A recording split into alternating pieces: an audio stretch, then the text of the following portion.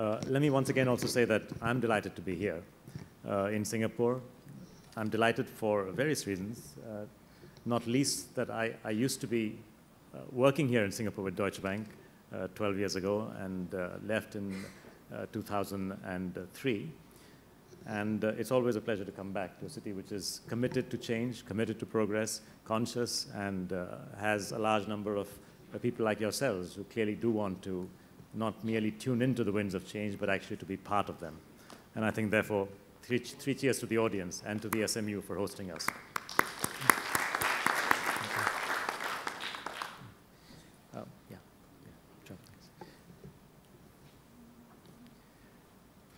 Today I'm going to talk to you about the coalition which has been launched right here in Singapore, the TEEB for Business Coalition, and also talk to you about externalities. But let me begin with completing a story that Peter Backer very kindly began for me about Rio. Because as I went into Rio, Peter, I had scaled down my expectations. I was concerned about exactly what you described, and so I narrowed my view. And this is an old slide that I used at a lecture at Yale University, where I used to teach at that time. Basically, the students had asked me to comment on what was my one key expectation, what was my wish for Rio. And I focused that lecture on exactly this, on natural capital. So I said that, look, we are in a complex space of human capital, social capital, natural capital, and physical and financial capital. And all we are measuring is the financial capital or the physical capital side. And whether it's at the level of the company or whether it's the level of the country, we are using a very archaic and old-fashioned instrument called a mariner's compass, whereas in fact what we should have is something more like a spaceship's dashboard of instruments to measure our complex pathway through this difficult space of many capitals. And in that sense, therefore, when I came out of Rio, and this was, I guess, partly my reduced expectations, I was actually delighted that my one dream for Rio was being achieved, because we had any number of supporters come together, and as Peter has also pointed out, it clearly was a time when business realized that it had to take over the solving of problems and not merely asking governments to please do something about it. So we, of course, had the World Bank and Conservation International and the UK government and several others, and they're all represented here, thank you, taking forward the idea of waves and accounting for natural capital. A declaration was formed. There was something famously called paragraph 47, which is one of the 283 paragraphs of the Rio Declaration, The Future We Want. Well, I'll reserve comments because I don't have much to say about, much that is kind to say about most of the other paragraphs. Because a small story, my daughter, who was there in Rio with me, also read these paragraphs. She's also in a related space, and she decided to start writing tweets on those paragraphs. And some of those tweets are really quite amusing. They basically say nothing. Unfortunately, that was most of the declaration, but paragraph 47 actually does say what needs to be said in a conservative kind of way, that yes, corporations should start measuring and reflecting and accounting for their externalities. And that's really the topic of today's speech. But what are externalities? Let me first explain this to you very quickly by saying that this is the whole problem behind sustainability. As Achim Steiner reminded us in his comments, 2/3 of the economy is private sector. 2/3 of GDP, 2/3 of employment come from the private sector. And yet, if we target corporations on merely the creation of financial profit for shareholders, we target them too narrowly, because they are huge engines which create impacts on human capital. They actually create human capital. When you join a good company which trains you well, you leave with an earnings profile which is higher than the earnings profile that you came in with. So that's positive externality. When you typically work for a company, you are making use of energy, probably fossil fuel energy, negative externality. You may be an extractive business, once again, mispriced, negative externality. You may be a business that is making use of land because it's in agriculture or in mining or whatever, and not accounting for the costs of lost forests and lost wetlands, negative externalities. So the thing that differentiates the externalities from what you do for a business is that what you do for a business is basically creating private assets in order to be sold, in order to get cash in for your shareholders. The surplus is your shareholders. But in the same time, you're doing 100 other things, and you're not accounting for them. You're measuring only a sliver of your actual impact on society. It's not okay anymore to measure a sliver of what you are. It's not okay to be just focused on the small bit that the rules and the accountants at present tell you to measure. And that's really what this is about. Try to make corporations, as it were, have 360-degree appraisals. It's no longer okay for most managers in most companies to simply be very nice and very respectful of their one boss and appear to be performing well and get great ratings, and to be dreadful with their customers, horrible with their colleagues, and actually not serving the purpose of the business other than in the eyes of their appraising manager. You do 360-degree appraisals. So think of it this way. What we are talking about today is a 360-degree appraisal of the corporation, beyond just the one thing that the shareholder is interested in, because that's what they've created you for. And this whole space is about private profits and public losses, and I illustrate with an example from Thailand. This is an actual set of studies done in 2000 and 2007 by Ed Barbier, Professor Barbier, who was also one of the advisory board members of TEEB. And the results of the study were that the economic driver for the conversion of mangrove swamps in South Thailand into shrimp farms was economic. If you converted 1 hectare into a shrimp farm, instead of being worth something like $600 worth of fuel wood for the local community, you could get $9,500 worth of profits for the shrimp farmers. Well, that's value addition. But is it? Because part of the profits, those $9,600, were actually subsidies. When you subtract the subsidies, the comparison of fuel wood for the local villagers versus profits for the shrimp farmer are not that big. But is that the full story? No. You need to look further. Because what happened when you converted the mangrove was that you effectively created a system, shrimp farming, which through salt deposition and chemical deposition actually destroys the land. So that after 6-7 years, you actually cannot even do shrimp farming. And you need to spend public money to restore it to its original quality if you want to do anything. And on top of that, removing the mangroves means that you have actually removed the one means that the village had of protecting itself against the storms and cyclones and surges that increase with intensity as climate changes. Account for that, and those also can be valued. So now you have it. The real comparison is cost once you've accounted for the $12,000 worth of storm protection that's been provided and accounted for the cost of restoring the shrimp farm to productivity, is not +9 versus 0.6, but is actually -11 versus +12.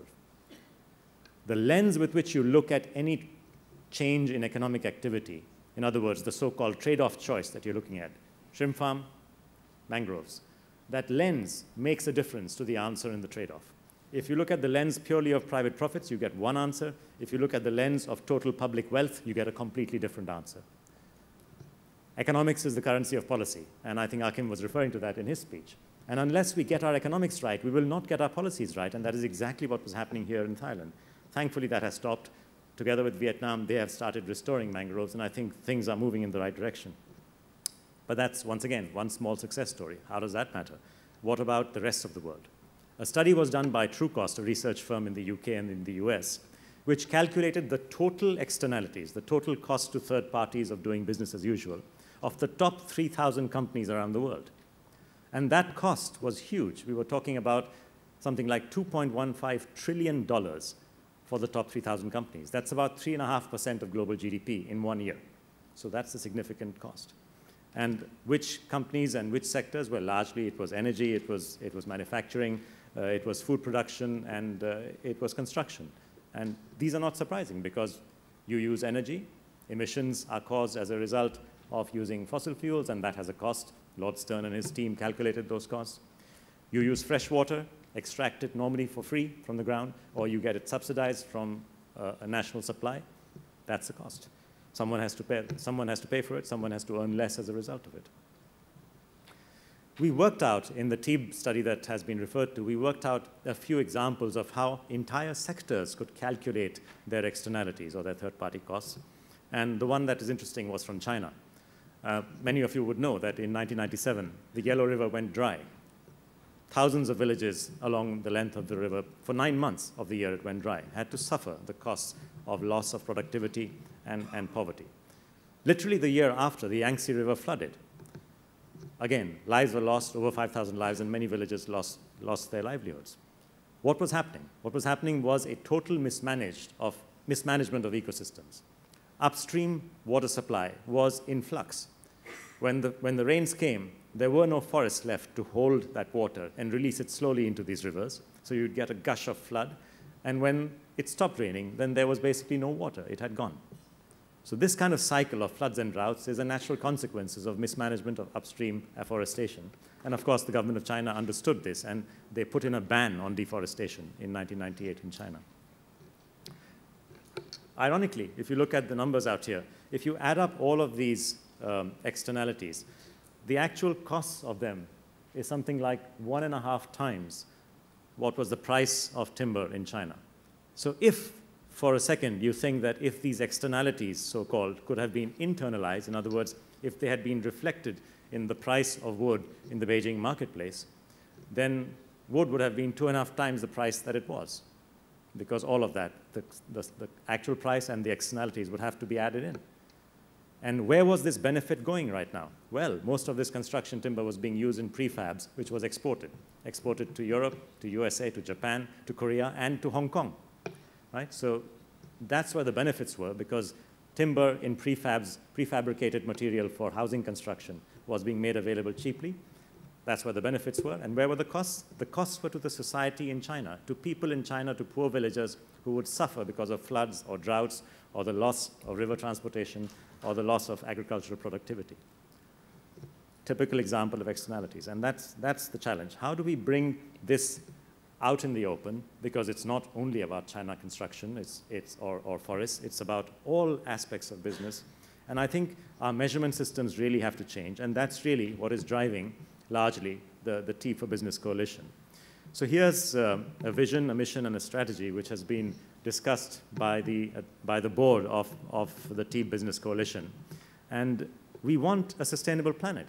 Why would you not want that? Why would you want an economy which is not a green economy, which delivers well-being, which delivers poverty reduction, and does so without creating ecological scarcities and environmental risks? Everyone wants a green economy. The problem is we don't have one. We live in a brown economy, the exact opposite. So that is the vision. Natural capital has to be respected for that. It has to be valued. Mostly it is invisible. It is the economic invisibility of nature that is one of the main reasons why it is lost. We use nature, of course, all the time for everything, whether it's bee-based pollination or nutrient and freshwater flows from the farms, from the forests to the aquifers to the farms, or for ecotourism, or for all forms of livelihood, including fisheries for small fisher folk. We use nature because she's valuable. We lose nature because she's free. That's the challenge that we have to address, the economic invisibility of nature. Our mission is, of course, changing the rules of business. There's no point talking about a change in economic direction and resource use if we don't talk about what needs to be done by the corporation. We are 2/3 of the economy. Sorry, that's a global average, but in the US, it is 75% of gross value added, GVA, and it's 83% of jobs. So this is how significant the private sector is as part of the world. We are the single most important institution of our times, the corporation. If we don't change the corporation and the way it operates, and the rules of the game is really what it's about, then we are not going to achieve any change. And the strategy is, let's start measuring, because what you do not measure, you cannot manage. So here's how the whole thing gets done, and I use cement as merely an example. The production of cement happens around the world. China is the largest producer, but of course, in China, there are companies which are global majors which are producing cement. If you actually look at cement, it's a hugely complex process. This is a typical factory floor map of cement. But you can distill that down by measuring the impacts in terms of the energy inputs, in terms of the particulate emissions and the greenhouse gas emissions. And then you can work out the externalities. Typically, a ton of cement creates 1 ton of carbon dioxide. And it creates other impacts as well. And these have all been done. These have been done thanks to the good efforts of the Cement Bureau, CEM Bureau as it's called, making use of advice from the World Business Council, from the GRI, and applying it to their members. But of course, what's missing here is how do you convert this into equivalent dollars? How much is the health cost of the pollution, the winter smog? Or how much is the agricultural cost and the productivity cost of eutrophication? How much is the global cost of climate change? Cement at 3 megatons per annum is 6% of total global emissions. How much is the economic cost of that? We should know, because the Stern Review gives us some sense of the answers. And so this is how we are going to move forward. We have to go sector by sector. We have to engage the leaders in the sector. We have to engage the public associations. And that is why the process of the TEEB Business Coalition is indeed an international and complex process. There's a lot of work which has already been done discovering the so-called externalities, which tend to be because of emissions, fresh water, loss of forests, pollution, waste, and so on. And there are all kinds of institutions already involved with us and who have been the progenitors of such analysis, such as the World Business Council, who was formed here today, the GRI, which is represented here by its president, in the Corporate Eco Forum, the Carbon Disclosure Project, the Water Disclosure Project, and so many others. Then comes the coalition, which is going to work on the economics of these so that we can translate these quantities into numbers with which we can address policymakers and businesses themselves. And finally, together with these impacts of corporations on natural capital, we have to start thinking about their impacts on social and human capital and bringing that into the reporting framework. And that's really the work of the IIRC, the International Integrated Reporting Committee, of which, once again, Herman is a board member, and so is Peter. So there's a lot of work. There are many institutions involved. Global collaboration of this kind is not often seen. But unless we have global collaboration of this kind, we will not get success. That is my firm belief. And that is why when I look at the ownership map, if you like, the board membership of the TEEB Business Coalition, it's literally a who's who, but that is the way forward, ladies and gentlemen. We are at a time where, as Peter has pointed out, it is really 2020 that we should be worrying about. Economic direction and resource use, the direction has to change now in the next 8 years rather than over the next 2050, because that's the time when hopefully the rest of the economy follows. That leadership that is needed has to be provided now, and that's why we need that many people. So the work that's been done is basically threefold. We are working on 3 studies right now. We are working on a theory of change just to make sure that people are comfortable why we are focused on this. We are working on a map, a kind of global map of who's doing what where, so that the global collaboration can work very well. The office here is headed by Dorothy Maxwell. Dorothy, where are you? Yeah, the lady up front out here, so you'll see more of her as time goes on. And we are trying to pull this together, based in Singapore, on a global basis. And the third study, which has already started to deliver some results, is one which is about trying to identify which are the sectors, which countries, which locations, and which businesses we need to look at where the big costs are, whether it's to climate change or to freshwater abstraction or to emissions and waste. And just to give you one example, if we look at coal power generation in the US, the total environmental cost of that is $337 billion. That's the first cut estimate that we've got, which, by the way, is 1.5 times the actual value added of that sector. So it's generating more cost than it's generating value addition as a sector. And this is a point that I have picked up in my book as well, so I kind of believe that number because I've seen it from a different angle. And this gives you an idea as to why this is important. How sustainable is the coal-fired power electricity sector in the USA, or for that matter, any of the others, whose ratios are sometimes even worse? A, these numbers are very big, ladies and gentlemen. They're part of the 2.15 trillion that we talked about. And B, this cannot go on. You know, this game of musical chairs or this free lunch that we are enjoying at the cost of nature is basically not viable, because what we don't see is that we are providing the free lunch. We are paying for it already. And you can't keep doing that. Resources run out, risks accelerate. Good news is on hand, because this approach, this method has been tested out. Puma's results have already come out, and I think more will follow. There's a coalition being formed. You will hear from the head of Puma in a moment. And I just want to say that I'm confident that if we persist and we pursue this direction, we can achieve change in the next 8 years. The role of the coalition is significant. Your collaboration, especially as companies based in Singapore, to provide some of the critical mass that is needed for each of these sectors, whether you're in the power sector or in fast-moving consumer goods, or whether you are in construction, doesn't matter. Dorothy is here. Please approach her. Please ask her what you can do, and I can assure you, for each of you who is interested, there is a role to play. Thank you very much indeed.